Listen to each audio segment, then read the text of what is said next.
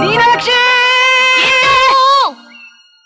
ചാന്ത് കൺമഷി പിന്നെ വളാ പിന്നെ അതിന് കാശും കയറണം. ജോലി കിട്ടുമ്പോ തരാം. പിന്നെ വീടിയുടെ വാടയുണ്ടോ? ഇല്ല. ഞാനൊന്ന് വലിച്ചു നോക്കി. അയ്യോ ഭയങ്കര കയ്പാ. അമ്മ അറിഞ്ഞാ കൊല്ലും. ചേട്ടച്ചോട്ട് പോയിരിക്ക? ബെല്ലിടാൻ പോയിരിക്ക അച്ഛന്റെ. പിന്നെ ചേട്ടച്ചൻ വന്നാൽ ഞാൻ വീഡിയോ വിളിച്ചാലും പറയല്ലേ.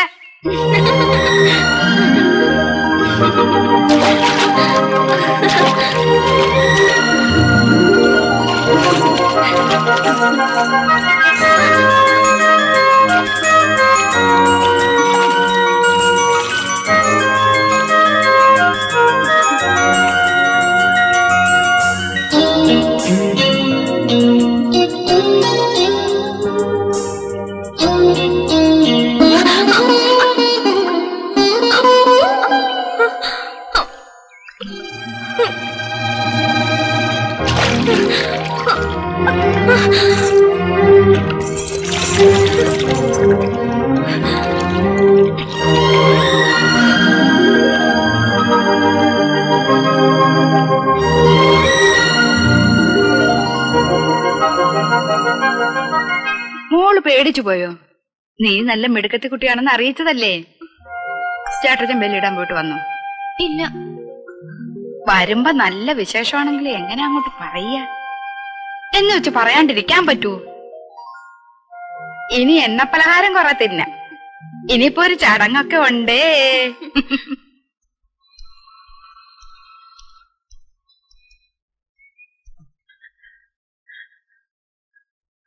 എന്താ എന്താ കാര്യം? ഉണ്ട് മീനാക്ഷിക്ക് ഒരു വിശേഷം ഉണ്ട്. എന്താ വിശേഷം? അതെ ഇന്ന് തൊള്ള തുറക്കാതെ.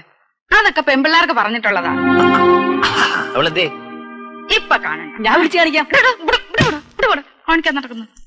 നീ പോയി ആ കാർത്തിയാനി ചേച്ചിയെ ജഗതമ്മയൊക്കെ ഇങ്ങോട്ട് വിളിച്ചോണ്ട് വാടാ. അവര് വന്ന് 4 കോര വീട്.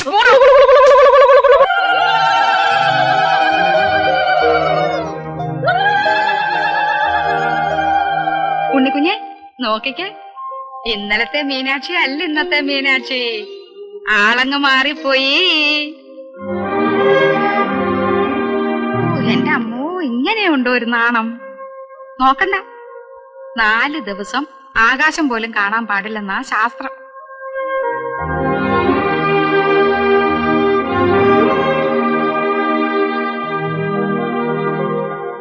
ചേട്ടച്ചാ, ഈ മീനാക്ഷിക്ക് ഇപ്പൊ പെട്ടെന്ന് എന്താ പറ്റിയത്? ഒലക്കയുടെ മൂട് പിന്നാരം ചോദിക്കാൻ നടക്കുന്നു ഒരു മരങ്ങോട്. എന്റെ ദൈവമേ, ഇവനെ അവൻ കാര്യം കുറച്ചെങ്കിലും അറിയട്ടെ. മീനാക്ഷി വലിയ കുട്ടിയായി. ഇനി നിന്റെ കൂടെ പഴയതുപോലെ ഓടാനും ചാടാനും അവള് വരില്ല. ഇംഗ്ലീഷിൽ ഒരു സേയിങ് ഉണ്ട്, there is blood on the moon. വലിയ കുട്ടിയാകുമ്പോ നിനക്കത് മനസ്സിലാവും.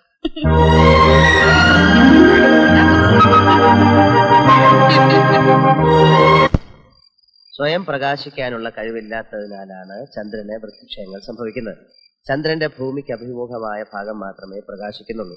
ഭൂമിയുടെയും സൂര്യന്റെയും ഇടയിൽ ഒരു ഋജുരേഖയിൽ വരുമ്പോൾ ഭൂമിയിലേക്ക് തിരിഞ്ഞിരിക്കുന്ന ഭാഗം മുഴുവൻ സൂര്യനിൽ നിന്ന് മറിഞ്ഞിരിക്കുന്നതിനാൽ അവിടെ പ്രകാശം വീഴുന്നില്ല. തന്മൂലം ചന്ദ്രൻ അദൃശ്യനായി തീരുന്നു. ഇങ്ങനെയാണ് കറുത്ത ഭാവം ഉണ്ടാകുന്നത്. മനസ്സിലായോ? അല്ലാതെ നീ പറഞ്ഞവരൊന്നും അല്ല. അയ്യോ, എനിക്ക് വയ്യേ. ഞാനിനി എന്തോ ചെയ്യും എന്റെ ദൈവമേ, എനിക്ക് വയ്യ. ചേട്ടച്ചോ, എന്റെ ചേട്ടച്ചോ, ഈ പഠിപ്പിലൊന്ന് നിർത്ത്. അത്യാഹിതം പറ്റിയത് അറിഞ്ഞോ? അയ്യോ, എന്റെ മനസ്സിൽ ചൂട്ട് പോലെ കത്തുവാ. എന്താ പറ്റിയമ്മേ? നിന്റെ തന്തേന്ന് പറയുന്ന യന്ത്രനുണ്ടല്ലോ, അയാള് നമ്മളെ ഇട്ടേച്ച് പോയി. മിലിറ്ററി. അച്ഛൻ ചത്തോമ്മേ? ഓ, ചത്തങ്ങി ഭേദം ഉണ്ടായിരുന്നല്ലോ. പിന്നെ എങ്ങോട്ടാ പോയത്? അയാള് നാഗാലാൻഡുകാരി ഒരു പെണ്ണിന്റെ കൂടെ പൊറുക്കുക പോലും. മാങ്കൂട്ടത്തില് ചെറിയച്ഛൻ ലീവിൽ വന്നിട്ടുണ്ട്. അയാൾ വന്ന് പറഞ്ഞതാ ഇനി നോക്കണ്ടെന്ന്. അമ്മ വീട്ടിലേക്ക് പോ, ഞാൻ പഠിക്കട്ടെ. പരീക്ഷയ്ക്ക് ജയിച്ചാ എനിക്ക് മിലിറ്ററി ചേരണം. ചേരണം കെട്ടവനെ, നിന്റെ ഒരു മിലിറ്ററി. തന്തയുടെ കൂടെ നീയും പോടാ. എന്നിട്ട് നാഗാലാൻഡ് ഒരു ചക്രക്കണ്ണി നോക്കിയിരിക്കുന്ന ചെല്ലടാ അങ്ങോട്ട്. നീ ഗുണം പിടിക്കത്തില്ലടാ. എന്റെ ദൈവമേ, എനിക്ക് ആരുമില്ല. ചേട്ടാ, ഈ നാഗാലാൻഡ് എവിടെയാ? എവിടെ ആയാലും ഒരു ദിവസം ഞാനവിടെ പോവും.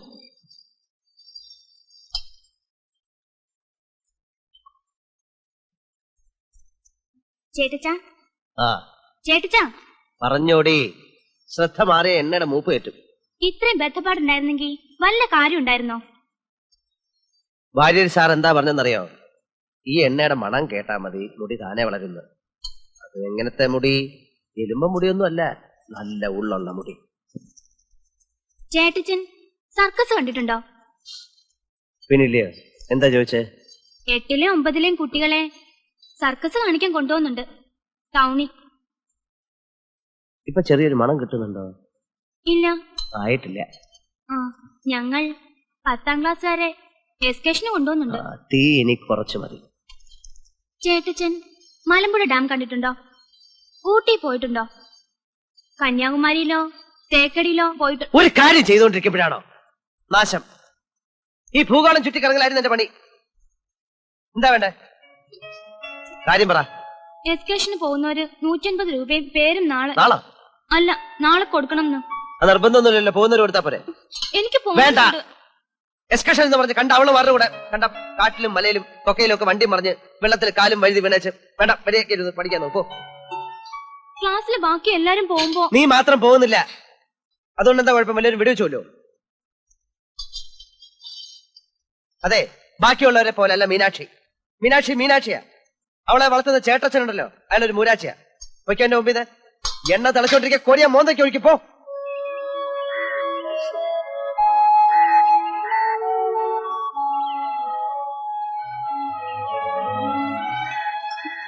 മീനാക്ഷി, അച്ഛനൊരു പഴഞ്ചൻ മറ്റുകാരനല്ലയോ?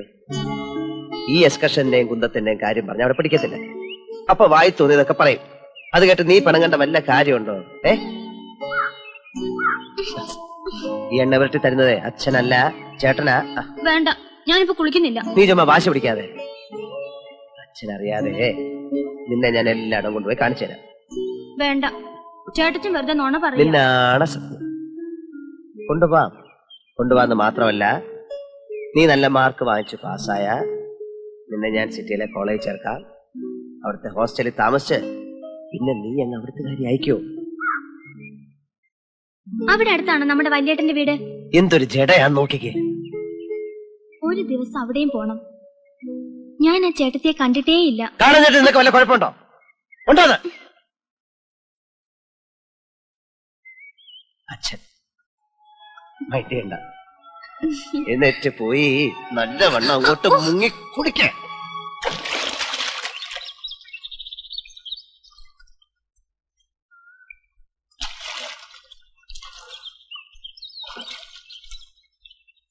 ഈ ഇഞ്ചയും പയറുപൊടി എന്തിനാടി കൊണ്ടുവച്ചിരിക്കുന്നത്? വല്ല നേർച്ചയുണ്ടോ? കേറുവൻ തേക്കടി, താളി റെഡി. ചേട്ടച്ചൻ പൊയ്ക്കോ, ഞാൻ തേച്ചോളാം. ഇങ്ങോട്ട് കേറി വാ, പുറം ഞാൻ തേച്ചു തരാം. ഞാൻ തേച്ചോളാന്നേ. വെറുതെ വാശി പിടിക്കല്ലേ. വാ, ചേട്ടച്ചൻ പോ. അങ്ങനെ ഇപ്പൊ പോകുന്നില്ല. എന്നാ ഞാൻ കേറി വരത്തില്ല. ആരാ കുളിക്കടവില്? അയ്യേ, ഇതെന്തോന്നാ പെണ്ണുങ്ങൾ കുളിക്കുന്നിടത്ത്? ഒന്ന് കയറി പോയേ. പറഞ്ഞ പോലെ ഇവിളിപ്പോ വലിയ പെണ്ണായി പോയല്ലോ, ഞാൻ ഓർത്തില്ല. കഷ്ടം, ഇങ്ങനൊരു പാവം ചേട്ടച്ചൻ. ഇങ്ങ് കയറിയോ മോളെ, ഞാൻ തേച്ചു തരാം.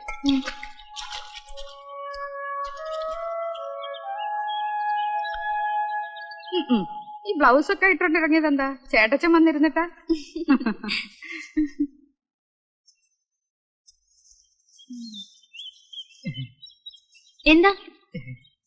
എന്താടാ? അല്ല, ഈ ജലത്തില് സോപ്പ് ലയിപ്പിക്കുമ്പോ ജലത്തിന്റെ പ്രതലബലം കുറയുന്നതിന് അമ്ലമാണോ കാരണം? അമ്പളമല്ല, നിന്റെ അമ്മയുടെ നായര്. പെങ്കൊച്ചു കുളിക്കുന്ന കടവിൽ അവന്റെ ഒരു അമ്പളം ലയിപ്പിക്കല്. തന്തയ്ക്ക് മുമ്പേ പറഞ്ഞു എനിക്ക് ഇങ്ങനെ ഒരു നാശം. 10ാം ക്ലാസ് ജയിച്ചാ നേരെ അങ്ങ് നാഗാലാൻഡിൽ എത്തുമെന്നാ ചെറുക്കന്റെ വിചാരം. എന്തിനു കൊള്ളാം. ചേട്ടച്ചനോട് പിണങ്ങിട്ടാണോ എന്റെ അച്ഛൻ പോയത്? ആർക്കറിയാം. എന്തിനാ ഇപ്പൊ ഈ കിളിച്ചാ മുളച്ചൊക്കെ ചോദിക്കുന്നേ? അങ്ങോട്ട് ഇറങ്ങിക്കേ, ഇറങ്ങിയത് മുങ്ങിക്കേ.